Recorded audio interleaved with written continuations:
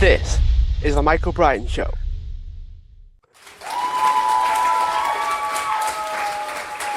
Hi everyone, welcome back to the show. And today I am joined with Randy Lyman, who is the Spiritual Cowboy. He's a transformative guide, physicist, among other things. Apparently, he was a former engineer as well. So, Randy, thanks so much for joining me. Well, thank you, Michael. Good to be here with you. I wonder what happened to an engineer that turned him into what he is today. I'd be really curious to find out. Well, it's a great story. Back in 1989, at the age of 28, I was a successful business person with an approach to the world that was all about being smart and working hard. And I was not aware of my emotions. And one day when I was filling in for a service manager in one of my differential repair shops, a woman by the name of Maria walked in and she caught my heart right from the beginning. She was so full of joy and a passion for life that I knew I would have to get to know her. And her and I spent 3 years together. Well, the 15 years prior to me meeting her, she had spent on a spiritual path to become closer to her inner self, closer to God, closer to calm and peace. And so she opened my eyes to the emotional side, what I refer to as the third element, the emotional side of being human. And it changed my life completely. I wonder what your thoughts are then on this idea of EQ. I mean, you hear it a lot along the same lines as emotional intelligence and learning more about yourself, but where did the importance of it come from? It seemed to come out of nowhere. Well, I look at it a lot differently than most people do. For me, I think we need to be aware of our emotions and not respond to them, not react to them, but to dive into them when we have the time and place to feel the old pains that come up and feel them completely. And that's what my philosophy and work is based on is let's not avoid our emotions. Let's deal with them at the right time and place. Let's not them spill into our decisions and our interactions in a way that it distorts the good things we can be doing. But when we do have an old pain come up, for me, a lot of it was anger, resentment, disappointment. And those things bled into my life in ways I didn't really expect them to or know they were. But once I become aware of them, then through a few things I learned, I was able to dive into those emotions when they come up completely, feel them completely, sometimes cry the tears. As a grown man, I sometimes get to a place where I had something from 5 or 10 or 20 years ago I had to feel. And then when I released that emotional pain, the reality, the physical reality around me changed, especially through my relationships. It seems like it's almost like an outlet for your emotions in a way that, let's say, taking up a sport or for some people, a combat sport is like an outlet for some of their emotions, some of the stresses that they're feeling. Is that the sort of line that we're going down, or is there a bit more to it? Oh, absolutely, Michael. So our there's the way I see it, there's three categories that everything in the world that we experience fits into, and I call them three elements. So our thoughts, our action, first our thoughts, second our actions, and third our emotions. And our thoughts of our mind, our thinking mind, is never in the present moment. Our observation can be, but our thinking mind is never in the present moment. Our body is only in the present moment. And emotions know no time at all. They know no time. They're energy that gets stored. And one way to release them is, as you said, sports. If I'm running, if I'm playing rugby, if I'm doing whatever it might be, to where I'm aware of my physical body, I can process old energies out of my body. I can never do that with my mind. I can only do that through experiencing the emotions through my physical body. What would you say were the physical elements of something like emotion or thoughts? Because if we think of trying to process those, it sounds like to do it in the present moment, you need to be able to do those things physically. How We would you have do to that? do them. Yeah, absolutely. So we have to do them physically, but at the same time, we need to find something that keeps our mind preoccupied or engaged or participating in the process. It's really difficult to shut the mind off. Some people are a lot better at meditation than me, and they can get to that place in meditation. I'm an action guy. So if I'm riding my dirt bike at 40 miles an hour and my mind is busy operating the machine over the desert, then my mind is not hijacking the process of feeling whatever I need to feel. And I can be in the present moment because my mind is busy with something else. And so we can never think our way through our emotional challenges because, again, that's not in the present moment, and the emotions come through the body. Did I answer the question? It does actually, and I wonder as well, like, what was it like for you? Are you able to share what your journey was like? Let's say you pick a feeling or a thought or an emotion. How did you process that? Well, at first it was scary as hell because I only knew emotions to be anger, fear, resentment, disappointment, jealousy, all these things that were negative. And so I turned my emotions off. And after spending time with Maria, she helped me open up to that. And I was fortunate that the universe surprised me with emotional release and getting in touch with my old emotional pains at times and places where it was safe to do so. And my mind didn't expect it. And that's how I had my first experiences. So that emotion poured through me. I felt the pain, felt it completely because Maria supported me to, hey, you got to dive into this. You can't avoid it. And so I did. And then when I saw the world around me change, I slowly learned over time when I have a feeling come up or an irritation in life, any irritation in life, how can I trace that back to the original emotional trauma that I'm still holding on to at some level? So it took a long time to learn. In my new book, The Third Element, I outline how to go about that and how it works, and I share some of my story. And a person has to be bold enough to go back and re-encounter that pain that they're avoiding. And there's no other way to do it other than to dive back into the pain. It's interesting you bring that up actually, because it's almost like some people that would need to do this or need to go through this process. I'm getting a sense that if it's a negative emotion, they may not actually want to relive it and they'd be looking for other methods. Well, we do that with our conscious mind, and we do that with our subconscious mind. Our ego, our thinking mind, is here to protect us, and it protects us from physical pain, but it also wants to protect us from emotional pain. And there are processes we can go through. Breath work is really effective. EFT tapping is effective, and there's things that we can do that will allow us to kind of embrace the pain, or at least go in that direction and start to feel it with the knowing that it's going to hurt, but also with the, if we find a partner, or as I say in my book, and I don't mean to keep plugging the book, but it's all really helpful.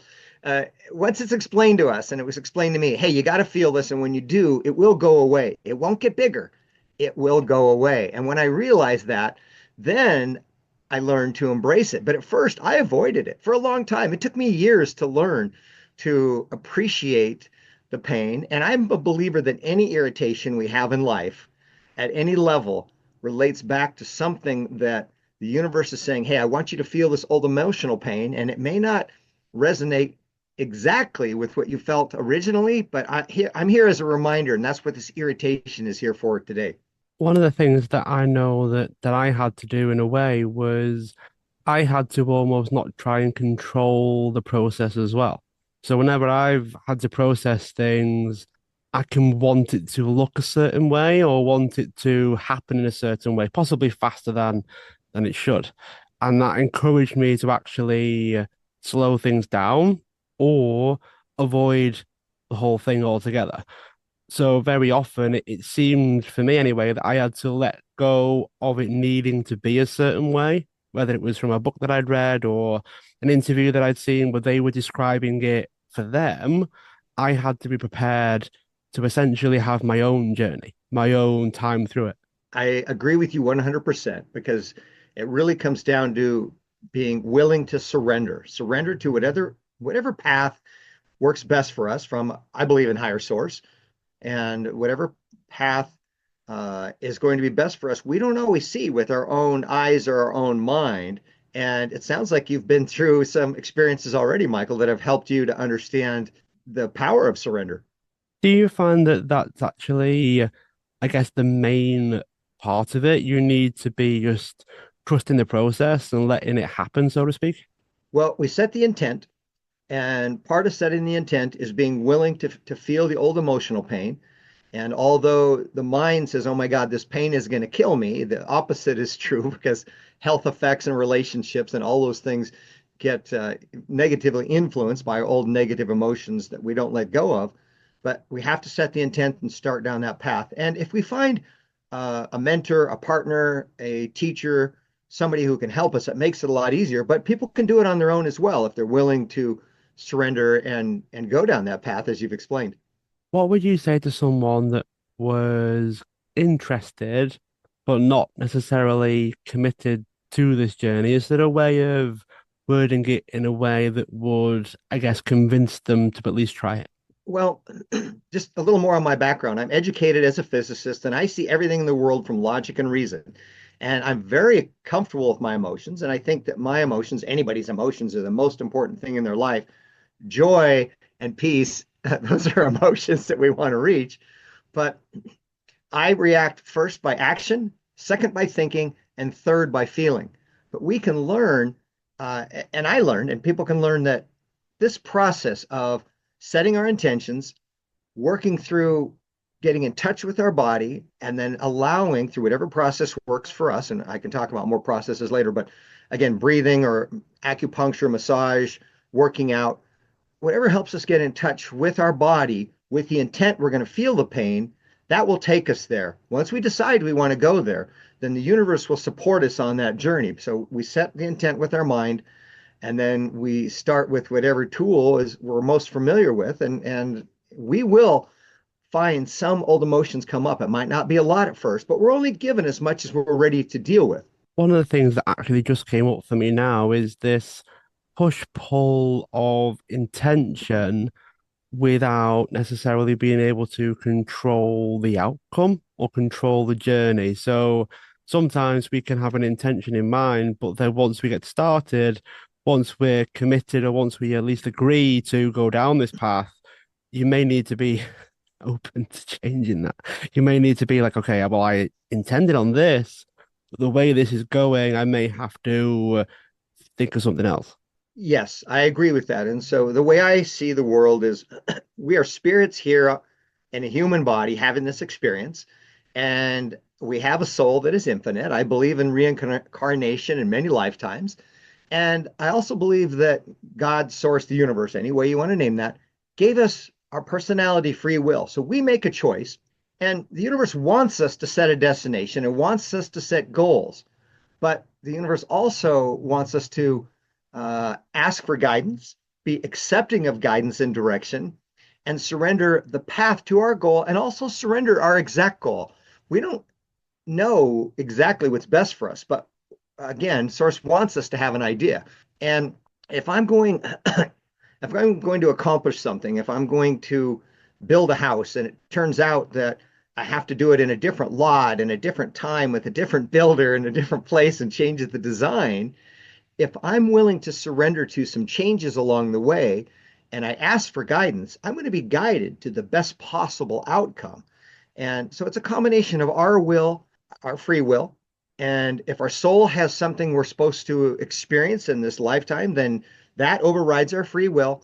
And if uh, Source decides, wait a minute, there's something better for you and everybody else here, then that can be overridden. But our primary direction is provided through our own free will. As a bit of a side note, Randy, what would you say free will actually was? If you could describe it to somebody, what would you say to them? Well, as a scientist, I would say a non-computable experience, meaning for each of us, how we decide our free will is random relative to God's plan. And that's why we're here. God says, hey, I'm bored. Life is so beautiful that I want to see something random. So I'm going to send off these little sparks of myself, these souls, these little pieces of the infinite that our soul is, and that beautiful part that we are inside is. And you go figure it out. I'm going to give you free will, and I want something that I can't compute on my own. Yes, I can compute the infinite possibilities, but I want to see it experienced through somebody else's eyes and through somebody else's body and through somebody else's emotions.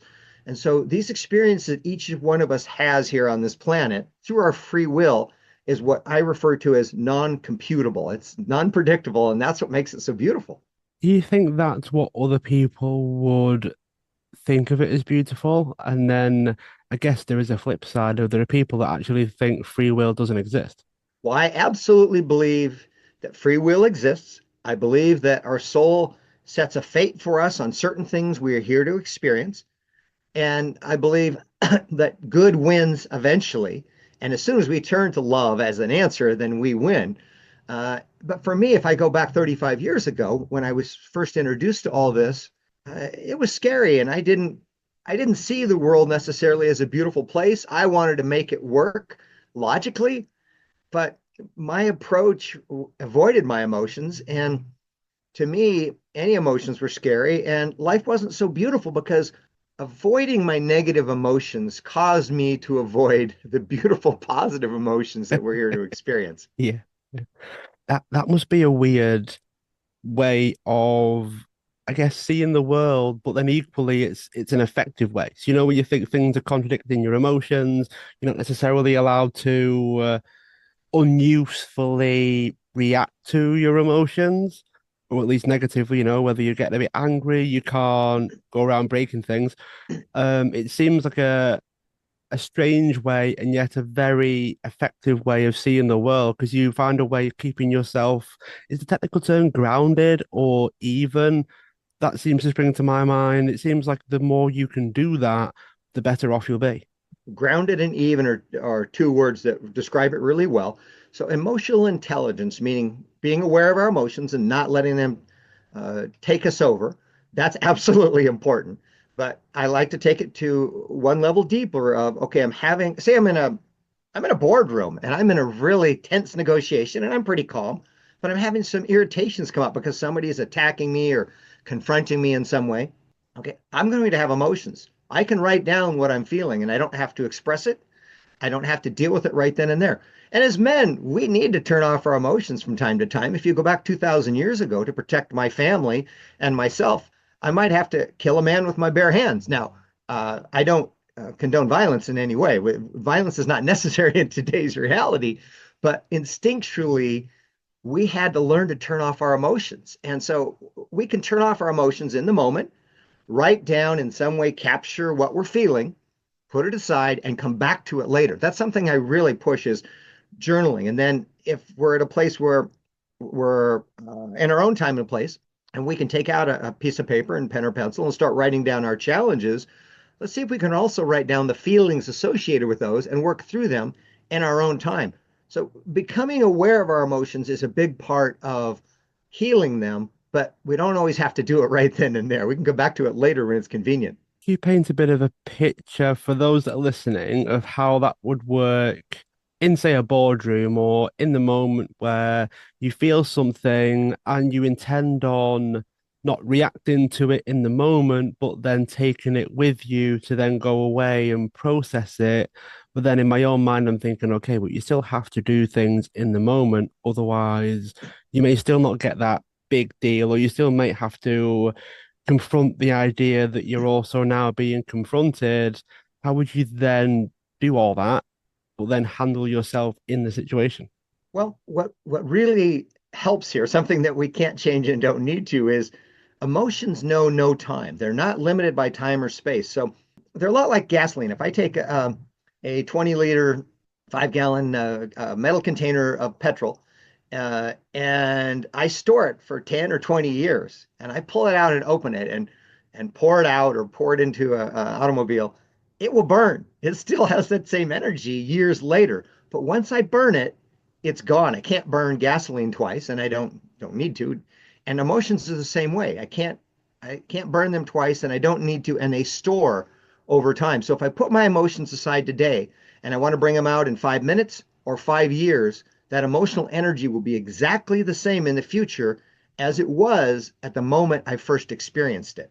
Ah, that's interesting. So it's a way of reliving it, I guess, with this shorter turnaround time. So you feel it, let's say you feel it in the morning, you wait until the evening to process it.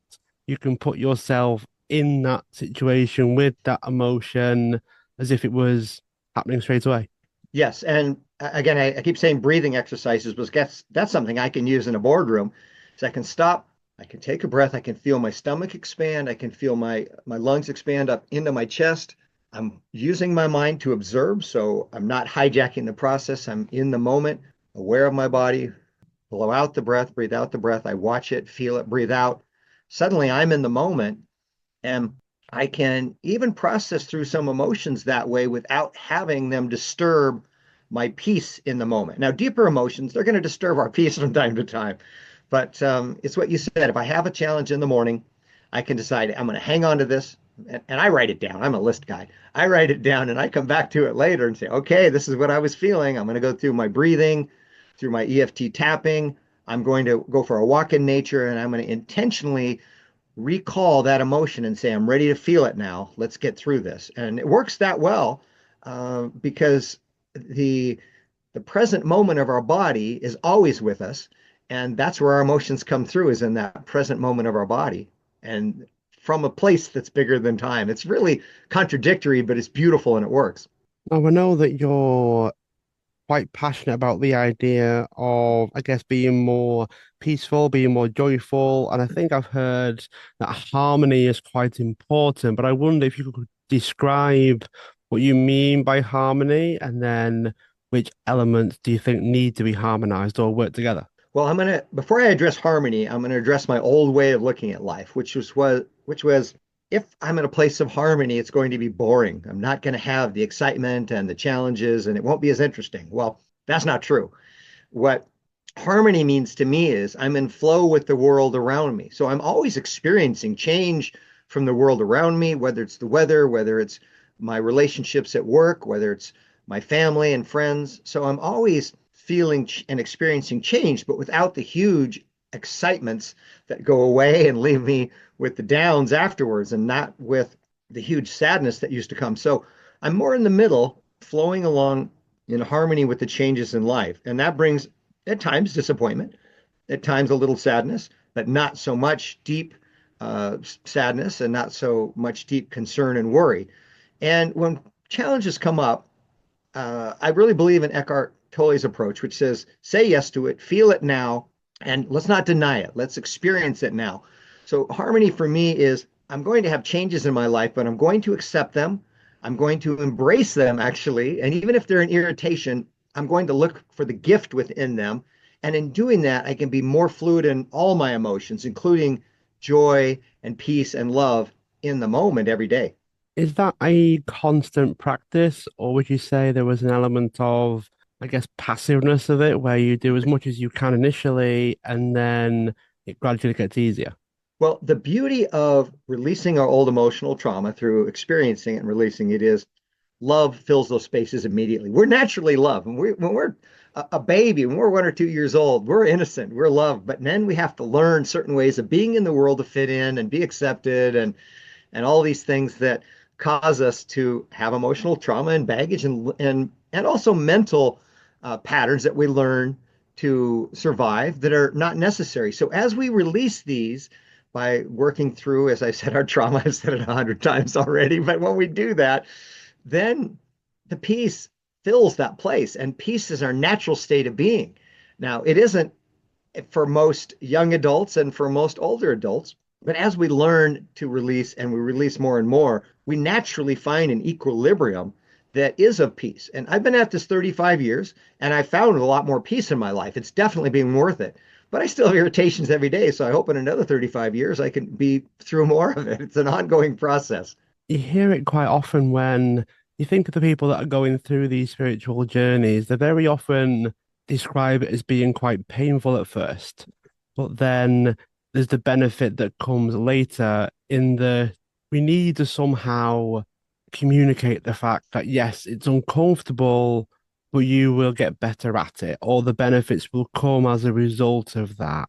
How can you convince people that going through hurt in a way in the short term is actually helpful for people? Because initially, it's not going to feel very nice. Well, in a few key chapters in my book, I cover that as to why we should do it and how it works from a scientific point of view. I talk about our mind, our body, and our emotions and the value of going through it. And once our mind understands, okay, this can get better. Randy seems like a logical, reasonable guy. He shared his story. He's a physicist. He lives in a world of logic and reason. I'm going to set aside my doubt. I'm going to suspend my doubt and I'm going to try this. And we can tiptoe in and try something small at first. And so once a person has some small experiences and some small wins, then yes, there are going to be some bigger pains that come through, but those smaller wins that we always get when we start down that path, they show us, hey, this is the right direction. Let's keep going this direction. And that's the way the universe is designed, is for us to be rewarded when we start to work on releasing that pain.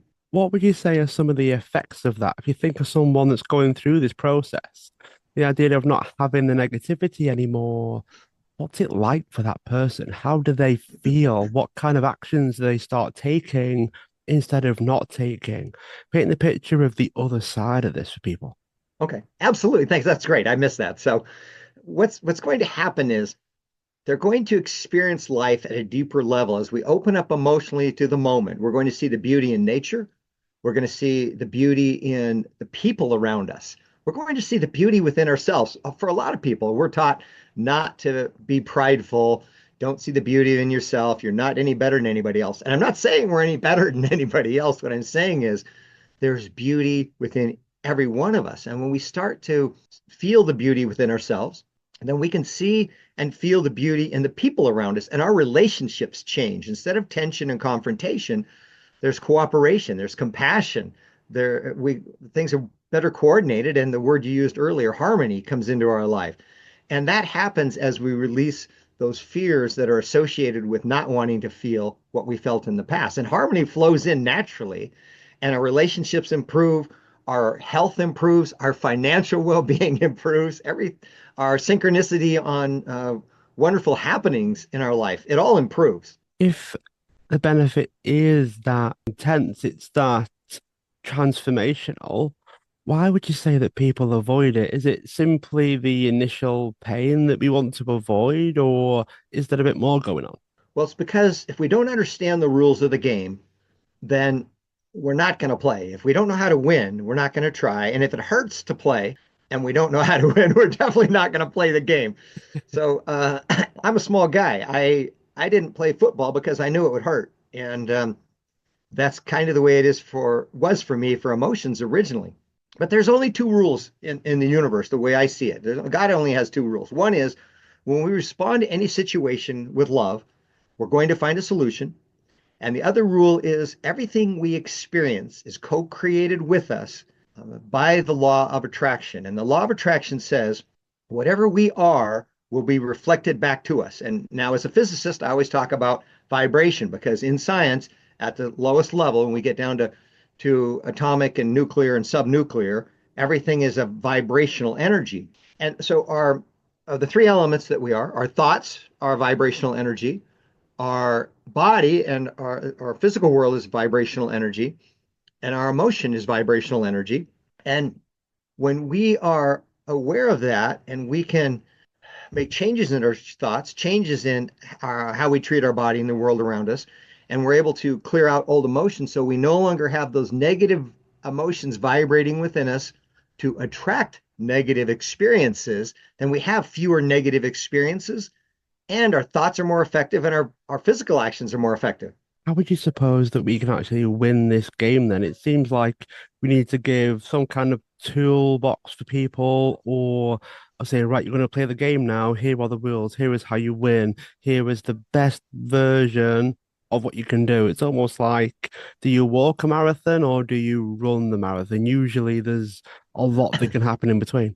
Well, there's a quote that, or something that I say that people quote me on actually is when we're driving faster, the bugs hit the windshield a whole lot harder. So if we're saying, I want to get this done right away, and we start on this path towards enlightenment, emotional expansion, harmony, whatever you want to call it, and we start on this path and we're really gung ho and moving quickly, then the challenges hit us harder. And we don't have to do that.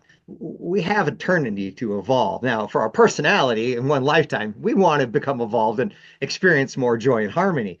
But if we push ourselves too hard, then it becomes tougher. And we always have the free will to say, I want to slow this down a little bit. This is too much. Just, I want to take a break, whether I'm going to take a break for a day or 3 days or 3 months or 3 years.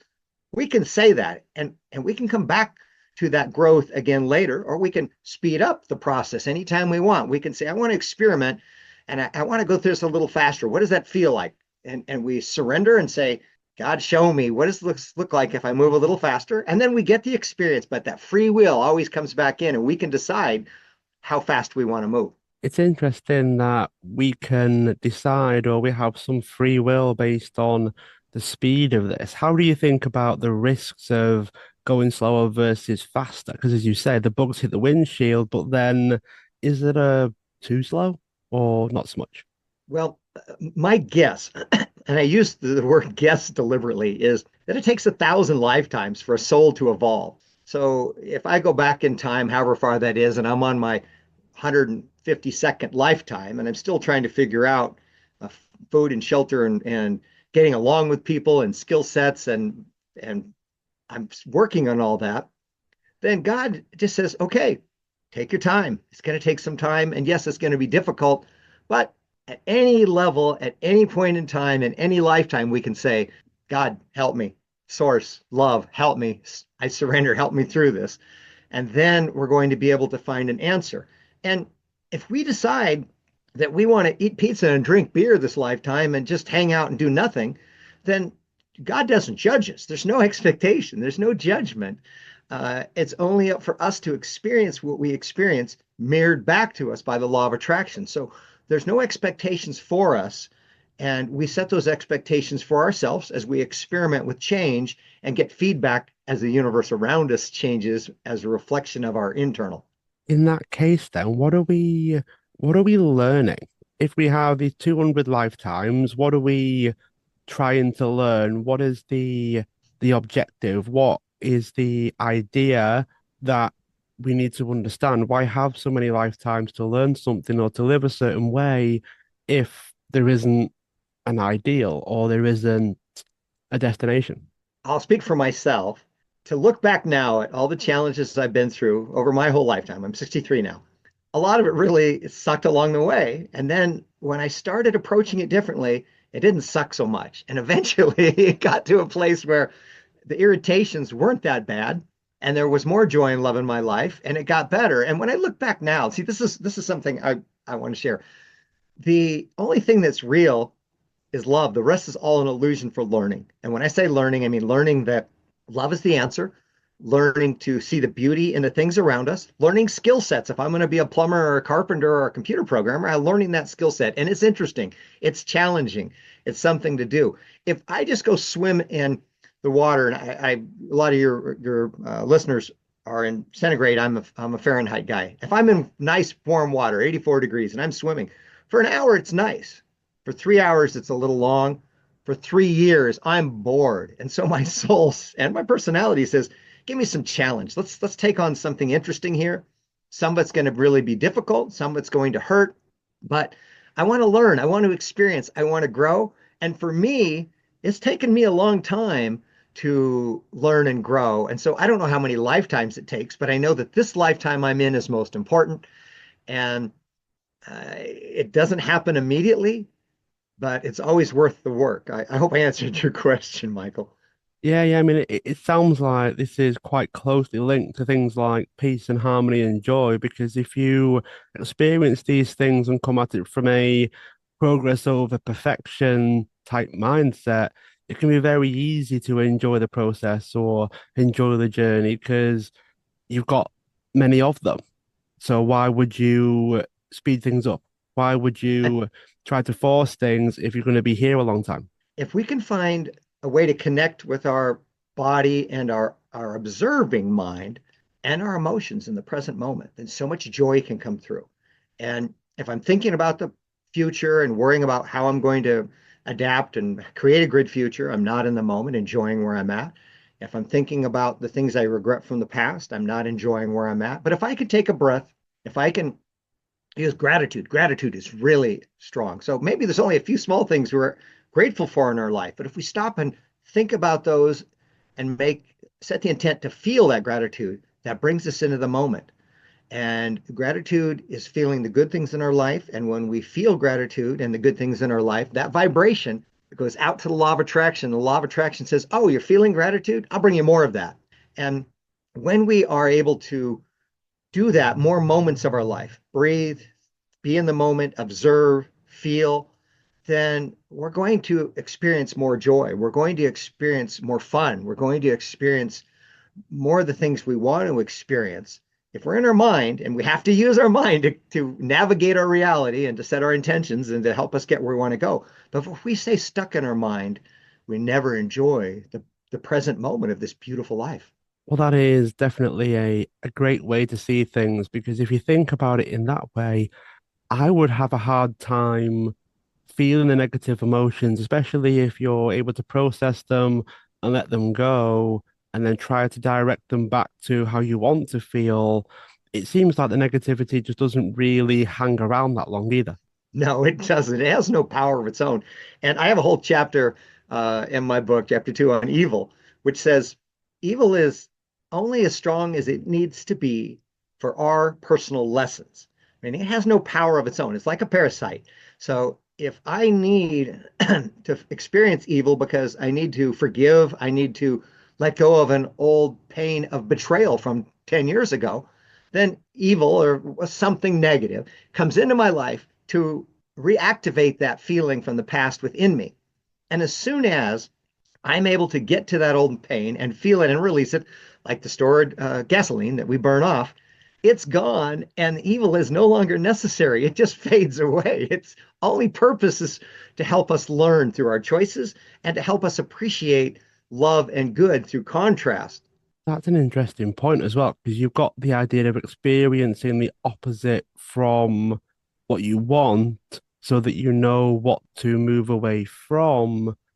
Wouldn't that imply then that no matter what you're experiencing, it's more about what you take from it than what it is, in that things that you don't want, well, you'll learn to avoid those. Things that you do want, you learn to move towards those. Exactly. And then we incorporate those into our being, whether it's our human mind or subconscious or soul. We incorporate, hey, this works. Let's do more of this. And that's what we do. Or this doesn't work. Let's do less of that. But the contrast shows us, hey, I want to do more of this. And I'm going to tangent for a moment. Emotions are always valid in the moment. They are a guidance system in the moment.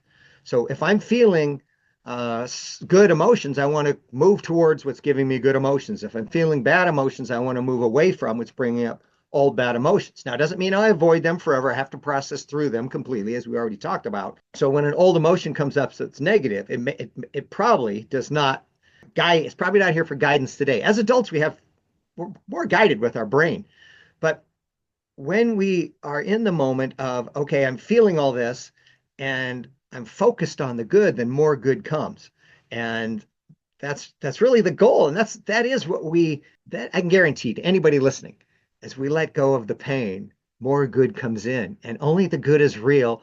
And the memories of the bad, for me, I just laugh at them now because I feel so good and I let go of the pain. I only remember the good things. I only remember the good feelings. And we're not wired to remember the bad feelings if we're willing to release them. What kinds of word of wisdom would you have for people listening? As it seems like we've covered so much that we might need to break it down a little more simply. And then I really enjoyed this conversation, Randy. I hope you have as well. And I'd be really curious to see how people can find out more about you. Thank you, Michael. The best way to find out more about me is at my website, thethirdelement.com. You find links for information and some free offerings on my new book. You find videos where I go into some of these subjects a little deeper and access to resources that people can incorporate into their life to start down this path or make it easier if they're already on this path. Fantastic, Randy. Thanks so much. And do you have any parting words of wisdom for us? Anything that you would kick yourself if we didn't have the chance to share it? Great question. So go slow, don't judge yourself, and know that you can take all of this at your own pace. And don't be hard on yourself. Know that you are a beautiful being and you're worthy of love and deservedness and you're worthy of a great life. And just keep that in mind as you move forward one step at a time at your own pace.